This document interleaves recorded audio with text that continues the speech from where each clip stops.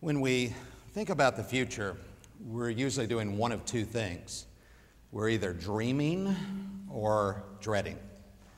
And so I think it's important when we think about the future of schooling and learning to actually rethink by designing, by creating the future we might seek. You know, there's a way to look at it optimistically where you can imagine students going to technology-enabled walls where they might look at data and then sit together and talk about what that means for their lives. And I think it's equally true that when you think of why we need to think differently about school, that we imagine it going in one of two directions. Now, the reason the direction can be a dread is because we read a lot about what's going on in the world, where the United States ranks. And some people will tell you, well, you know, that's not really accurate because they don't test all their kids in the same way in those countries. And then we look at work done on innovation and we realize that the United States is producing more patents than any place in the world. So what's true? What data makes the most sense? And what kinds of jobs will our kids inherit? A lot of that data causes us to dream about magically giving kids what they need when they need it. Some people believe that the promise of technology is a dream, that we might upload what a kid needs exactly when they need it. But there's others in the audience who think about the downside of that. Kids trapped in a maze of robotic instruction, a very 1984 George Orwellian point of view. Is there another way, though, where we might look across the world and take this piece of a museum model or this piece of a community-based model and assemble the type of future we want? We live in a time when teachers are very polarizing. They're either blamed for society's ills or they're celebrated for what they do for a child. And depending on where you are politically, it becomes difficult to sort through that mess and make sense about what schools need for tomorrow. Here's what I believe. There are schools and teachers and parents and communities doing great things. They are on that curve of improving the system they have. And there's nothing wrong with that. They work hard every day. But they're in classrooms and they're in communities, and they're not looking out to that other curve where they can learn and experiment about what's possible. Sometimes I think our leaders in every state should take a visit to Finland, to Singapore, and actually see what's possible with teacher compensation models. See what's happening with students after the school day. Look at what's happening in some of the finest universities in the world where students are judged by what they know and are able to do, not just an SAT score. So as we think about how to empower communities and schools and teachers to hop on this other curve, what does rethinking learning mean? How do we think differently about some of the keynotes we've seen today on YouTube where I can learn anything at any time? I think that there are 6 pieces of information that are changing the way we will rethink schools, changing the way that we will reimagine learning. Kids can't wait for us to figure this out. You hear all of the time that we can't predict the future because there's going to be jobs that we didn't even know exist yet, and that's what our kids are going to be entering. I submit to you that's not true. We know that we're going to need sustainable energy. We know we're going to have to do different things with water. We know that technology is going to be a big part of this puzzle.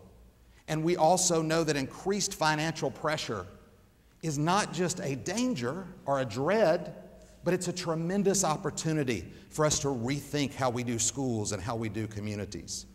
These 6 trends are a part of the puzzle about what's happening in our school districts, with our classrooms, and in our homes.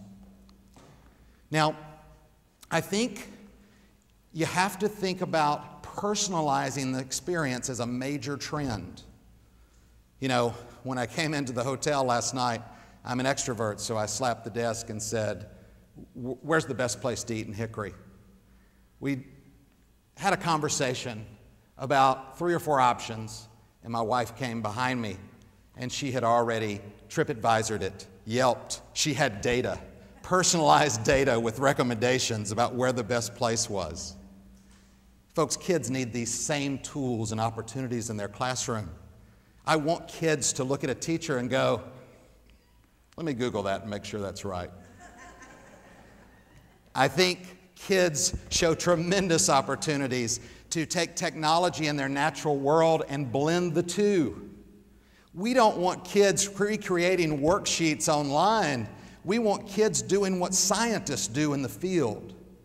Meaningful use of technology, where they can look at their natural environments and make predictions and come up with research and conclusions that we never imagined or dreamed. I think teachers are a big part of this puzzle.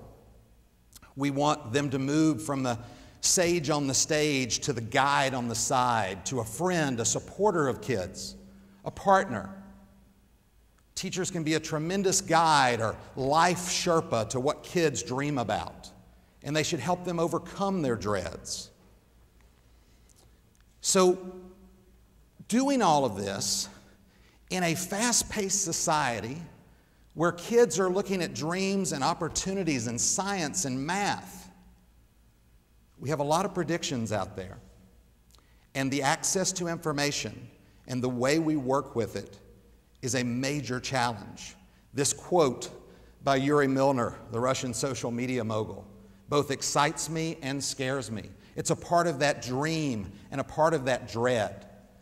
So how do we make sense of it in an era where sometimes our adult capacity doesn't really match where our kids are? You know, my son came to me recently and he said, "Dad, I need your debit card." He's 7 years old.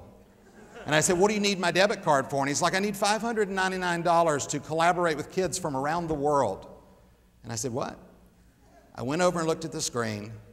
He needed $5.99 per month to collaborate with kids around the world. He didn't know decimals, which this teacher could teach him. She could sit down by him without knowing the technology and make sure he knows decimals and foundations.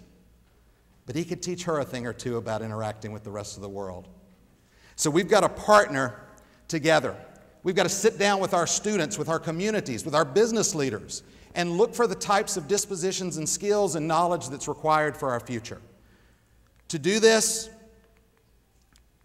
effectively, we're going to have to embrace the possibilities of technology. I don't know whether Google Glass, which you see behind me, will give us great perspective on experiences that we could have never had in person. I don't know whether it will give us opportunities to synthesize data and communicate with people in different ways and in meaningful ways. But I know the early predictors of what's possible are staggering. And it's equally true that we don't want kids at schools wearing these into the bathroom. So we've got to make sure that we have a balance between innovation and privacy and security. These are the big questions of our day. To do this effectively, we must use tools meaningfully. We must teach kids how to create, how to synthesize, how to analyze data, and still preserve time for them to walk in parks, take hikes, and experience learning. This is the balance we seek for unthinking school and redesigning learning. How do we do it? How do we make sure we've got a roadmap to make this possible? For 100 years, pill bottles were one way. They provided medicine with hard-to-read bottles, small caps that were tough to get off, in packages and lengthy descriptions. But a broke New York City design student actually changed that game for Target and created pill bottles based on a simple prototype that improved dexterity for the aging, that made it possible to remember prescriptions in different ways. We've got to design different, and we've got to teach kids to design different. Now, those of you that played an RCA record, they were a Fortune 500 company. Surely they'll stay around, right? A little disruptor named Sony changed the game. And Sony Walkmans, we're going to strap this and duct tape this to our arms and we're going to run around neighborhoods, right? That will stay around forever. And a company named Apple changed the game. How about Blockbuster? We all made the drive. The pictures look great. The posters look good. Surely, that's a viable model for our future. But Netflix turned things upside down. We've got to have our kids challenging our assumptions and our beliefs and going to places never before possible. We do that by prototyping. That pill bottle I showed you was a design on paper that turned into a 3D printer that turned into $1 million idea. I have a daughter who's going to Appalachian State University this fall, and I have 3 desires for her. One is to learn a new language, not German, not Russian, not Spanish or French, but coding, the language of coding. If she can master that, and she can have access to a great idea, and she can have access to capital, she can change the world. And I don't mean from the corporate side. I mean from the nonprofit side, the social impact side. If she learns to code, she has a great idea, and she has access to resources, the sky's the limit for her and all our kids. I think to do that, she's going to have to come up with a hypothesis. She's going to have to test it, and she's going to have to do it in a short cycle. Not a year, not a 5-year research study, because the world doesn't wait. It looks for great ideas, and it puts passion and resource behind them. And it's a way for us to unthink our traditional model of teaching and learning and start to think about creating designers in our students. When we look across the United States and we talk with teachers and we talk with parents and students, they tell me that time is the biggest barrier. Here's an idea. How about thinking differently about time? How about prototyping a new schedule? How about doing things differently to create more time for teachers to plan and learn, more times for parents to support, more vacations and hiatus times for kids to go and experience the world, and then come back and apply that new knowledge to their dreams and to take their dreads down one by one. I think we can also do this with communities. We can learn from that community out in Texas, this financial model out in Oklahoma, and we can assemble partnerships with communities where kids are working and learning. We can close the gap between traditional schools and what we think about futuristic learning. But we've got to be bold enough to ask questions. We've got to discover. We've got to go outside of our comfort zones. And to do that, we can't all remain confined to who we know around us and just our local vision of what's possible. Kids have to test that logic. They've got access to more tools and resources than they've ever had before. Let's teach them how to be a steward of those resources.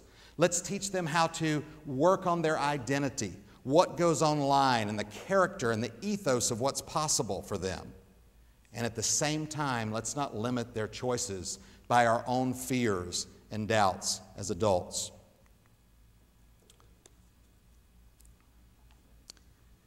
This quote is significant. We've all had the experience of being in a situation where we didn't know the language. It might be a world language. It might be the language of our boss. It might be the language of another family that's merging with ours. And we can get by for a while. We might go to a foreign country, in the example like this quote, and we might be able to eat or get on the autobus, right? But if we ever had to compete, if we ever had to get in a competitive job situation, we would fail unless we learned at a faster rate and a more efficient and meaningful way. Folks, I submit to you that if you think our kids are better off without technology, are better off without being augmented to the future, you might want to reconsider that assumption and think about our kids having a balance being able to set guidelines on their own time and what they explore, but also making meaningful use of technology and design, of prototyping to make sense of their worlds. For me, it's personal. I had an opportunity 2 years ago to watch my family go through a very tough death of my uncle, Roger. The family had many things going on, and a lot was left to me to organize the eulogy and to help support the family. What I can tell you is that in the first 24 hours, I was given access to his Facebook account. For all of the people that talk to me about what technology has done to privacy and what it's done to, shorten conversation or meaning, I didn't see that in over the 100 messages that came in on my cousin's inbox about times with my uncle, about not being able to attend the funeral, about these wonderful stories of how he had touched them, stories I would have never known without making our globe a whole lot smaller. There are folks out there that will say the future, technology, design, sometimes can turn into evil things. Sometimes they can do great things.